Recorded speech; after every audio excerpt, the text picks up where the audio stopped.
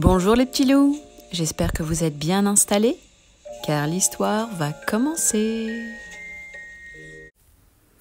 Aujourd'hui, nous lisons Mini-loup policier de Philippe Mater. Tout est calme au commissariat. Mini-loup le policier discute tranquillement avec sa collègue Luna. Lorsque la porte de leur bureau s'ouvre d'un coup, Mini-Pic surgit, complètement essoufflé. « C'est Raphaël, ma petite sœur, elle a disparu !» sanglote le hérisson. « Nous étions partis cueillir des champignons dans la forêt et je l'ai perdue. Il faut que vous m'aidiez. »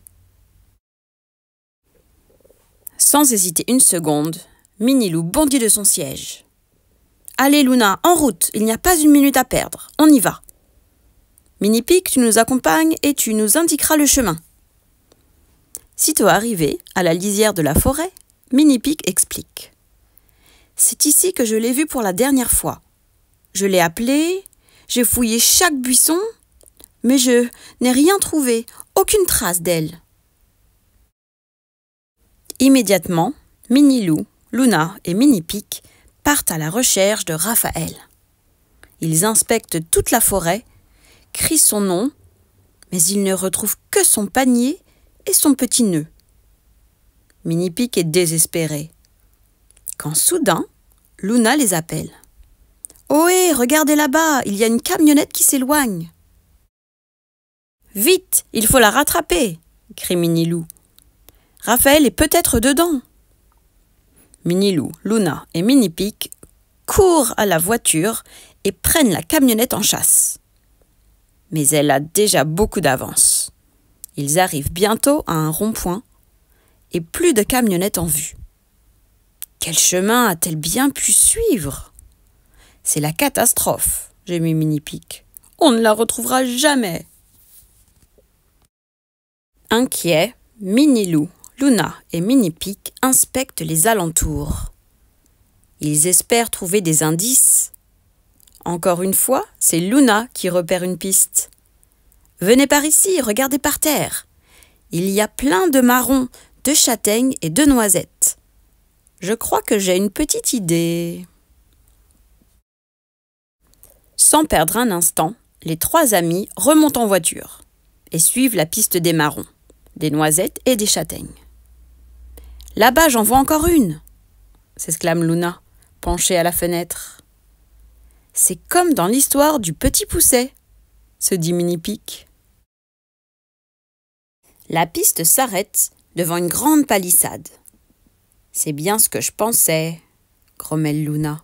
« Voilà le repère des frères grognards. » Discrètement, Mini-loup, Luna et Mini-Pic essaient de voir ce qui se passe à l'intérieur.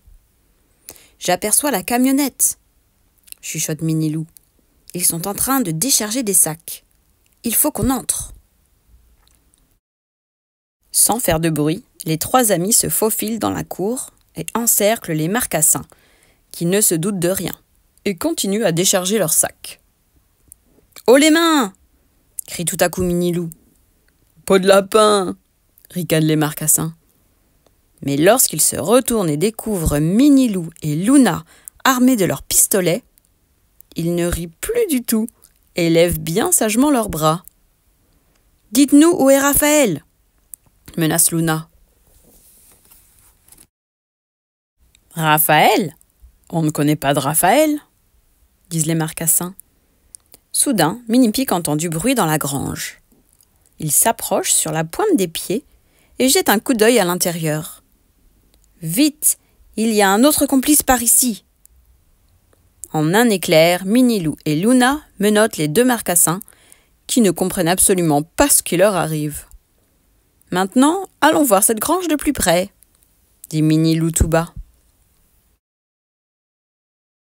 Haut les mains, on ne bouge plus !» lance Mini-loup. Apeuré, le troisième marcassin lâche aussitôt son sac et lève les bras au ciel. Le sac s'ouvre et Raphaël en sort. Elle n'a jamais été aussi contente de retrouver son grand frère. « Raphaël !» s'écrie Mini-Pic fou de joie. « Mais, bafouille le marcassin. Je n'avais pas vu que c'était une petite hérissonne. Je croyais que c'était une châtaigne géante. Je me disais aussi, une châtaigne qui parle, c'est bizarre. Les 3 marcassins expliquent alors à Minilou et ses amis qu'ils étaient partis en forêt pour faire leur provision annuelle de châtaignes, de noisettes et de marrons avant l'hiver. « Je suis vraiment désolé de t'avoir prise pour une châtaigne géante », s'excuse le marcassin tout penaud. « Châtaigne géante, est-ce que j'ai une tête de châtaigne géante ?» gronde Raphaël. « Espèce de facochère joufflu !» Heureusement, tout est bien qui finit bien. Pour se faire pardonner, les marcassins invitent Minilou et ses amis à partager avec eux un cornet de marrons grillés.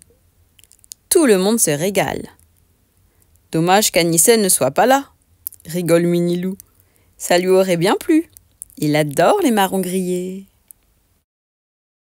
Et voilà, l'histoire est terminée.